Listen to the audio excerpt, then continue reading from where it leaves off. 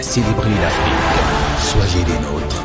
Un événement Cocan 2021. Salut les amis, salut les potos, salut à tous les amoureux du football. J'espère que vous avez passé un excellent week-end. Bienvenue à ce nouveau numéro des débriefs sur la CAN 2021 du côté du Cameroun. Les potos, tout à l'heure, nous allons parler des différentes rencontres qui ont eu lieu lors des différentes quarts de finale. Nous allons parler de la rencontre Cameroun-Gambie, Burkina Faso, Tunisie, Maroc, Égypte. Et nous allons terminer par la rencontre Sénégal-Guinée équatoriale. Les potos, il y a eu tellement de rebondissements au cours de toutes ces différentes rencontres. Si vous tenez à savoir qu'est-ce qui s'est exactement passé, je vous invite à rester avec nous juste après ceci.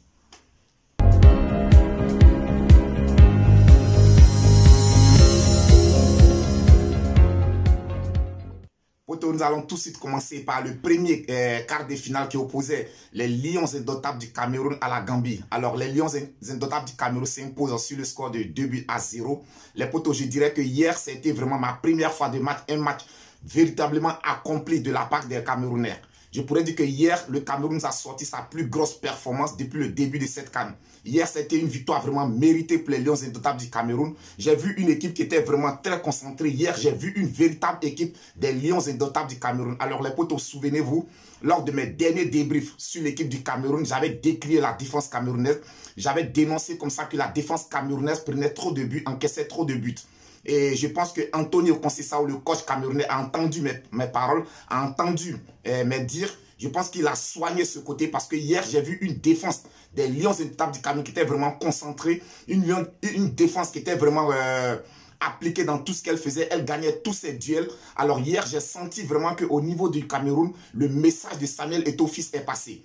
Parce que juste avant la rencontre, Samuel Eto'o-Fils a rendu visite aux Lions dans leur camp d'entraînement. Je pense qu'il a fait passer un message et ce message est véritablement passé. Parce que hier, j'ai vu une équipe camerounaise qui gagnait tous ses duels, qui a mis de l'intensité dans le jeu, qui a fait un pressing durant toutes les 90 minutes. On a vu l'équipe camerounaise presser cette équipe gambienne. On n'a pas laissé le temps à l'équipe gagnante de développer son jeu. Et je pense que ça m'a beaucoup fait plaisir. Ça m'a vraiment beaucoup fait plaisir. Il y avait vraiment, entre les lignes étaient bien resserrées. Et on sentait un bloc d'équipe. On sentait un bloc d'équipe. On a vu hier le mental des Camerounais. Et je pense que tout ce qui s'est passé autour de la rencontre contre les Comores a vraiment suscité la motivation au sein de cette équipe des Lions indomptables du Cameroun. Alors les potos, pourquoi j'ai dit que j'étais satisfait de la défense camerounaise? On se souvient tous contre les Comores. Bien vrai que les Comores évoluaient à 10, mais les Comores s'est créé plus d'occasions que les Camerounais. Les Comores a eu 8 tirs cadrés. Donc, ce qui veut dire que la défense était vraiment mise à rude épreuve. La défense était à l'abordage. Il y avait vraiment trop de failles dans la défense camerounaise lors de leur dernier match contre le Comore. Alors, par contre, hier, contre la Gambie, je pense que cette défense n'a concédé aucune occasion. Elle n'a véritablement pas laissé le temps aux attaquants gambiens de pouvoir s'exprimer. Et là, vraiment, hier, je salue le courage, je salue le travail de la défense camerounaise. Et au niveau de l'attaque, les potos, il faut qu'on se dise la vérité. Nous sommes dans un cadre sportif, qu'on le veuille ou pas. Vincent Aboubakar est un véritable player. Vincent Aboubakar est un véritable pratiquant de football. C'est un véritable footballeur. Alors hier, aujourd'hui, si le Cameroun arrive à faire la différence face à la Gambie, je pense que c'est à 90% dû à Vincent Aboubakar. On le sait tous, la Gambie est une équipe vraiment qui repose sur sa défense. Défensivement, c'est une équipe qui est très bien organisée. Tactiquement, elle est très bien organisée. Et hier, la défense de la Gambie n'a pas pu résister à Vincent Aboubakar, tout simplement parce que le mec, il est très intelligent dans le jeu. Vincent Aboubakar, il est très intelligent dans le jeu. Quand tu regardes ses déplacements sur le terrain, tu regardes ses appels contre appels, c'est-à-dire il fait semblant d'aller devant et puis revient en arrière. Le défenseur reste devant tandis qu'il est déjà derrière.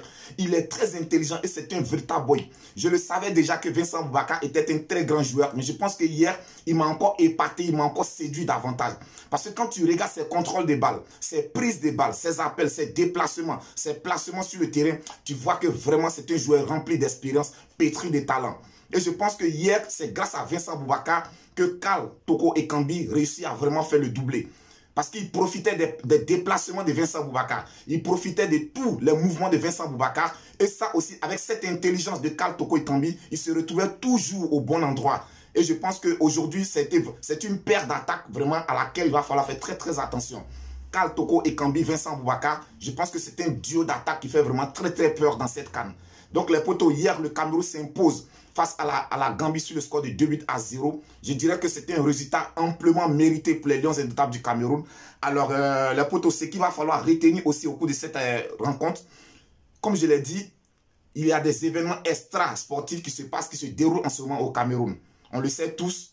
Alors moi, le message que je voudrais faire passer aujourd'hui au président de la FECAFO, c'est-à-dire Samuel Eto'o-Fils. Samuel Eto'o-Fils, il sait déjà qu'entre la Côte d'Ivoire et le Cameroun, il y a une certaine fraternité. Alors il ne faudrait pas que nous laissons les enjeux sportifs venir vraiment gâcher toute cette fraternité qui existe entre ces deux peuples. Alors si Samuel Eto'o-Fils peut faire une sortie sur les médias pour tout de suite essayer de calmer les jeux, présenter ses excuses à tout le peuple ivoirien, parce que je ne peux pas comprendre, pour une histoire qui concerne le football, on puisse aller jusqu'à salir le drapeau d'une nation. Je pense que là, les supporters camerounais ont fait un peu plus fort. Alors si Samuel Eto'o-Fils peut faire une sortie pour essayer de calmer le jeu dans les deux sens, je pense que ce serait vraiment sage de sa part. Donc les potos, pour revenir sur le plan sportif, à noter la qualification pour les demi-finales des Lions indomptables du Cameroun aux dépens de la Gambie sur le score de 2-0. Ensuite, juste après la rencontre du Cameroun, on avait le Burkina Faso qui affrontait la Tunisie. À noter aussi la victoire des Burkinabés sur le Tunisien sur le score de 1-0. Alors hier également encore, j'ai vu une vraie équipe du Burkina Faso. J'ai vu une équipe solidaire, j'ai vu une équipe combative, une équipe vraiment disciplinée tactiquement. Je dirais qu'à mon humble avis, ça c'est mon avis personnel, je pense que l'équipe du Burkina Faso est mieux sans son leader, sans son capitaine. L'équipe du Burkina Faso est mieux sans Bertrand Traoré. Lorsque Bertrand Traoré n'est pas là, j'ai l'impression que cette équipe du Burkina Faso joue encore 2 fois mieux. Parce que les potos, souvenez-vous, lors du 8e de finale, les occasions gâchées par Bertrand Traoré, le manque de justesse technique dans tout ce qu'il faisait, je pense qu'en club, il ne se permettrait pas de le faire. Alors, il y a une chose que je ne comprends pas. Pourquoi est-ce que lorsque nos professionnels viennent en club et au pays pour jouer pour leur équipe nationale, pourquoi est-ce qu'ils se donnent une certaine suffisance des choses qu'ils ne sont pas capables de faire dans leur club, quand ils arrivent au pays, ils se permettent de le faire. Bertrand Traoré, on le sait tous, c'est un très grand joueur. C'est un grand joueur. Aujourd'hui, le talent de Bertrand Traoré n'est plus à remettre en cause. Mais lors du 8e de finale, ce qu'il a fait vraiment m'a dégoûté. Et je pense que hier, les étalons du Burkina Faso se sont très bien en sortis à l'absence de Bertrand Traoré. Donc, à noter la qualification du Burkina Faso pour les demi-finales aux dépens de la Tunisie sur le score de 1-0. Alors, les potos, aujourd'hui, on avait le duel de ces quarts de finale. On avait les Lions du Maroc qui étaient opposés aux Pharaons d'Égypte. Victoire des Pharaons d'Égypte sur le score de 2-1. Alors les potos, tout de suite d'entrée, on voit les Marocains qui entrent bien dans leur match.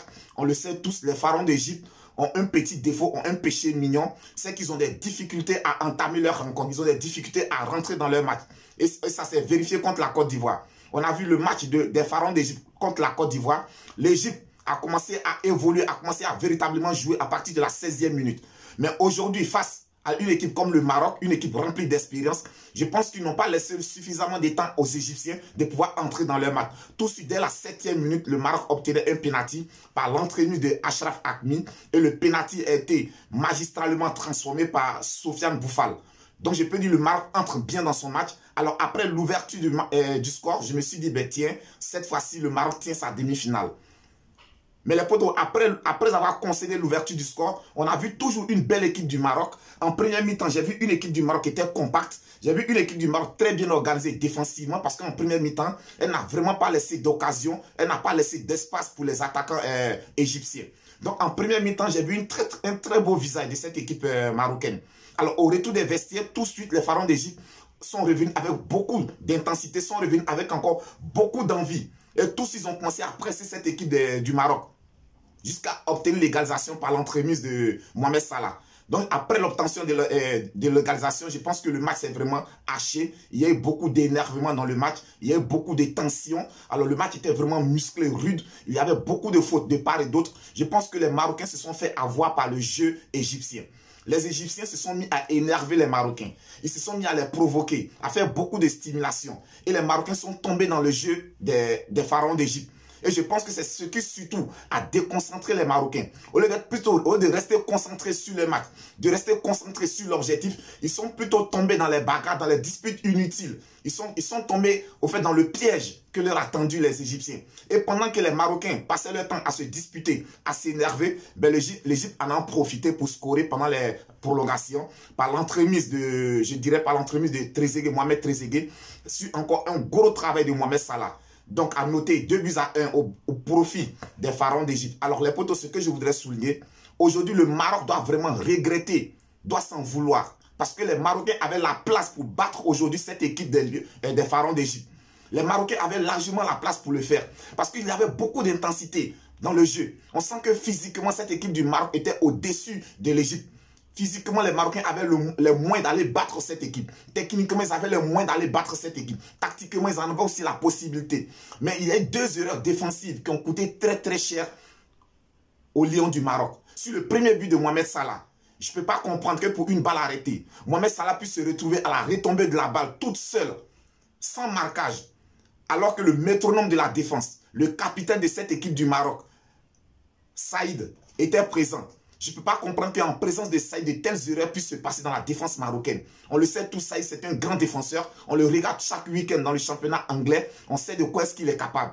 Alors moi, je n'ai pas compris vraiment comment est-ce que Mohamed Salah a pu se retrouver tout seul au deuxième poteau, sans marquage. Mais on connaît Mohamed Salah, ça c'est un jeu pour lui. Très tôt, il a mis ça au fond des filets. Un but partout.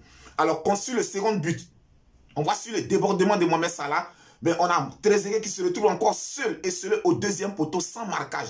Et là, sur le deuxième but de l'Égypte, j'attire mon attention et je reproche. Je pense que sur ce deuxième but, Achraf Hakimi est responsable sur le deuxième but des Pharaons.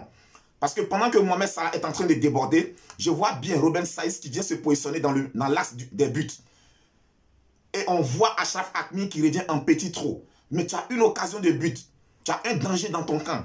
Alors tape un sprint pour venir te replacer le plus tôt possible.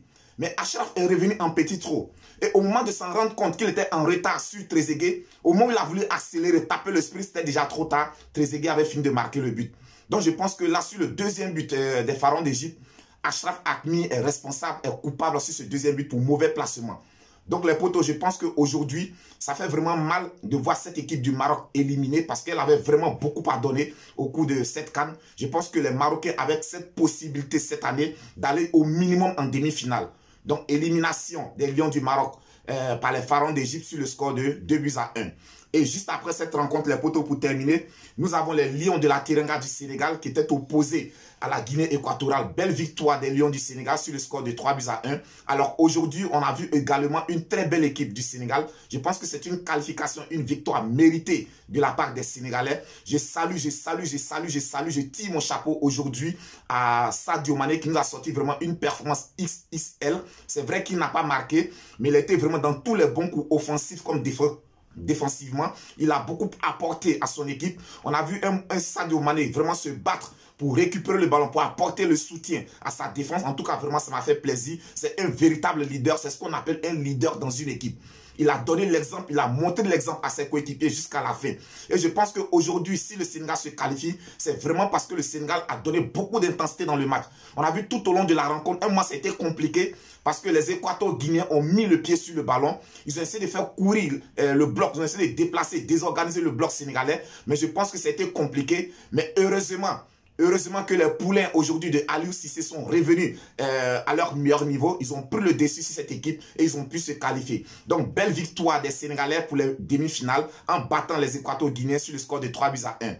Alors, le poteau, voici le programme des demi-finales. Sachez que nous aurons le Cameroun qui sera opposé aux Pharaons d'Égypte. Ça, c'est un duel. Je pense que c'est une revanche pour les Pharaons d'Égypte. On se souvient tous, lors du dernier sac des Lions indomptables du Cameroun, ils avaient battu les Pharaons d'Égypte sur le score de 2-1 en 2017. Donc je pense que là, les Pharaons ont l'occasion de prendre leur revanche, mais ce ne sera pas chose facile, on le sait tous les potos. Je l'ai toujours dit, je le souligne toujours, le Cameroun est très très redoutable à domicile. À domicile, le Cameroun est très redoutable. Et avec le mental de fer que ont ces joueurs camerounais, je pense qu'il sera vraiment compliqué pour les Pharaons d'Égypte de battre cette équipe du Cameroun. Les potos, c'est un choc, c'est un duel à ne pas manquer. On se donne rendez-vous très bientôt pour le débrief sur cette rencontre. Et la deuxième opposition, nous aurons les étalons du Burkina Faso qui seront opposés aux Lions de la Teranga du Sénégal. Ça aussi, c'est un gros match à suivre. Je pense que ce sera une première pour ces deux équipes de s'affronter en demi-finale de la CAN. Donc, c'est une rencontre à suivre, les potos. Donc, voici le programme complet des demi-finales. Potos, j'espère avoir fait le tour de toute la question. Si tu n'es pas encore abonné à notre chaîne, n'hésite pas à t'abonner. Abonnez-vous, abonnez-vous, abonnez-vous. Likez, partagez, commentez. Viking Débrief Connaisseur connaît. C'est votre chaîne, c'est notre chaîne. Ben, d'ici là, que Dieu vous protège. On se dit à très très bientôt pour un autre débrief.